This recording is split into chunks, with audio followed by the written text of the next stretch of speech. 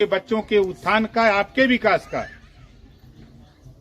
और देश के प्रधानमंत्री माननीय नरेंद्र मोदी जी को तीसरी बार प्रधानमंत्री बनाने का ये महापर्व होगा।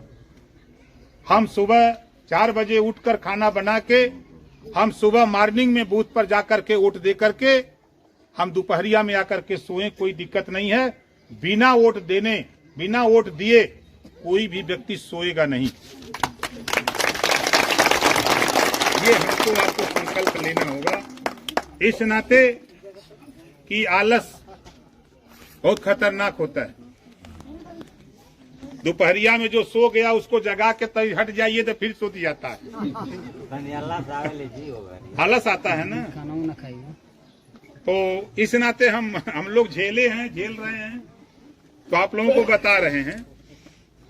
और हमारे विषय में हम आपके बीच में धीरे धीरे 21 साल बीत गया ना। हाँ जी, ढेर दिन से सदन से लेके सड़क तक जो लड़ाई हमने 21 साल लड़ी, उस लड़ाई से कितने लोग संतुष्ट हैं? जरा हाथ उठाइए जो लोग संतुष्ट हैं। देखिए, एक मिसाल हम आपको देते हैं। हमारे नेताजी लोग हैं, ये लोग भाषण बहुत तगड़ा देते हैं। एक मिसाल हम देते हैं, इसी गजियापुर में जब आज के 20 साल पहले हम आए थे, 20 साल पहले जब मैं आया था तो मैंने आप लोगों के बीच में एक बात कहा था कि जिस दिन मैं सत्ता में जाऊंगा, गरीबों के बच्चे जो प्राइमरी स्कूल में पढ़ते हैं, जिस दिन सत्ता में जाऊंगा, ये होमगार्ड की वर्दी हटाकर नया यूनिफॉर्म दिलाने का काम करूंगा। और संघर्षों के बल पे, आप लोगों के आशीर्वाद से हम लोग सत्ता में गए।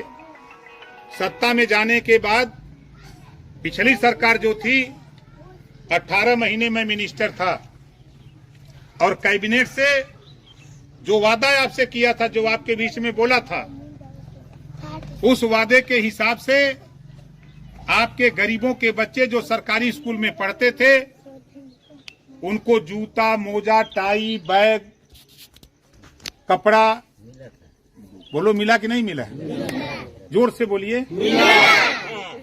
20 साल पहले मैंने कहा था और 14 साल के बाद सत्ता में गया और जाकर के जहां कानून बनता है, कानून बनवा दिया और अब तक मिला। जब मैं आपके बीच में आता था तो हमारी माताएं, बहनें, बुजुर्ग, नौजवान शिकायत करते थे कि हम लोगों को आवास शौचालय नहीं मिल रहा है।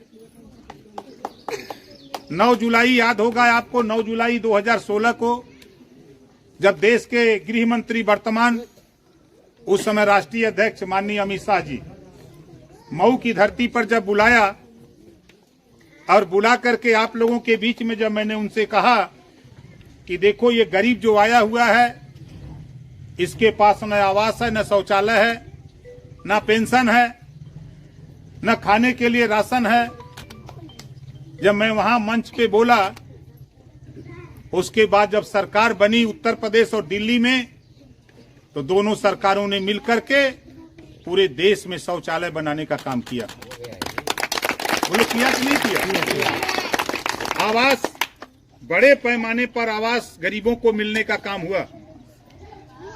उसके साथ साथ आज जिस बात को हम लोग आपके गांवों तक कहते थे कि जो बच्चियां, जो बेटियां, जो बहन बेटियां पढ़ लिख रही हैं, उनको भी राजनीति में ले आओ। आने वाले दिनों में हम 50% आरक्षण राजनीति में, नौकरी में, शिक्षा में हम महिलाओं को दिलाने का काम करेंगे। ये बात मैं आपके बीच में 20 साल पहले इस गजियापुर में कहा था और आपने देखा कि देश के प्रधानमंत्री माननीय नरेंद्र मोदी जी, उन्होंने लोकसभा और राज्यसभा से महिला आरक्षण 33%, 100 एमएलए 5 साल के अंदर कानून पास होने जा रहा है। 100 एमएलए बनेंगे तो 100 में 30 और 3 33 हमारी बहन बेटियां होंगी। 100 सांसद बनेंगे तो 100 में 30 और 3 33 हमारी बहन बेटियां होंगी, महिला आरक्षण बिल पास हो गया। तो जो लड़ाई हम लड़ते रहे अकेले, जिस काम को हम नहीं कर पाए, उस काम को हम आप मिलकर के रैली के माध्यम से, जुलूस के माध्यम से, धरना प्रदर्शन के माध्यम से सरकार को बताया और सरकार ने काम करके दिखाया। हमारे बहुत से साथी पहलवा हमको कहते थे कि नेतवा बड़ी रैली कराला, देखिए कौनो काम नहीं है। आप बताओ, रैली करने से आज 33% आरक्षण मिला। आज देश की राजनीति में, राजभर भाइयों आप कान खोल के सुन लो, आपने थोड़ी सी ताकत दिया और देश की राजनीति में लाके खड़ा कर दिया। आज देश के प्रधानमंत्री जी आपकी चर्चा करते हैं, सम्मान करते हैं। अभी आपने देखा आजमगढ़ में, हमारे नौजवान देखे होंगे, सोशल मीडिया पे फोटो देखा होगा, बड़े बड़े पहलवान मंच पे थे, लेकिन मंच पर सबसे ज्यादा सम्मान इज्जत प्रधानमंत्री ने दिया तो ओम प्रकाश राजभर को दिया।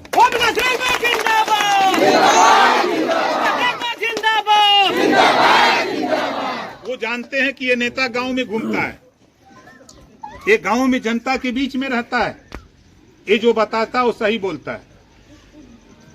तो हम आप लोगों से सिर्फ इतना कहूंगा कि बहुत से लोग आपके बीच में आएंगे और कहेंगे कि ओम प्रकाश राजभर ने क्या किया। उनको बता देना कि ओम प्रकाश राजभर ने वो काम किया कि देश में पिछड़े दलित की राजनीति को कांसीराम के बाद आगे बढ़ाने का काम किया। विधानसभा में जब मैं खड़ा होता हूं तो विधानसभा में खड़ा होने के बाद बड़े बड़े पहलवान कहते हैं अब चुप हो जा, नहीं तो नेता डांट देगा।